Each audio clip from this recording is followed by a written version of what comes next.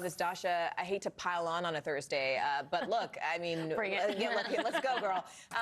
Gates, that's the one that sort of just sent everyone, frankly, on both sides of the aisle spinning, right? I mean, tell us what makes him such a controversial pick, but also what are his chances of actually making it through the confirmation here? Yeah, both great questions. He's been a controversial figure even among the Republican Party. You talked about that ethics investigation, the DOJ was investigating, the House Ethics Committee is investigating him. He is someone who has denied the results of the 2020 election, stood by Trump after January 6th, has promoted and amplified this idea of a weaponized justice system, and now he is going to be going into that very system that he has talked about dismantling or quote-unquote bringing to heel. So this is really something that's striking, shocking, scaring some folks in Washington. The question about whether or not he'll get confirmed, some lawmakers were asked about that. Take a listen. I expect us to treat every nominee coming from an administration, whether Democrat or Republican, with respect. But at the end of the day, you got to have the votes and you better have the resume. That's how this process works. Elections have consequences. He chose Matt Gaetz. Matt will come before the committee, and he will be asked hard questions, and we'll see how he does. What do you think of the pick? I voted for a lot of people I didn't like.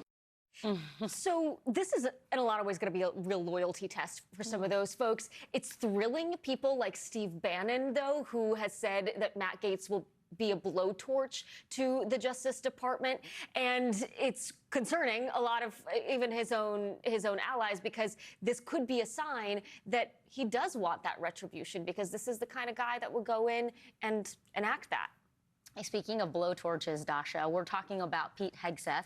We're talking about Tulsi Gabbard, Director of National Intelligence. You really went over what might happen if Gaetz is the AG. But what about these other departments where you have heard outspoken critics saying things like they don't want any more DEI generals or women serving in the front lines?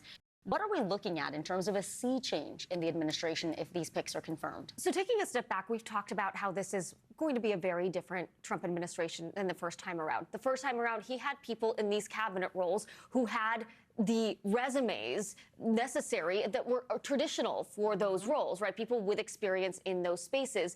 If you didn't feel that this is going to be different this time around before, you sure do now. This is Trump saying, this is my Washington. I'm going to do it my way. I'm putting people in who are loyal to me above everything else, and they're going to enact my agenda. And there are guardrails in place, yes, to prevent radical sweeping change. Government just doesn't typically work that way. But at the same time, these people are so counter to the culture that has existed in these places for so long that it could reverberate really widely, guys. And that's what voters said they wanted. They said they wanted someone who was different. Whether or not this is the actual representation of difference, it is the difference.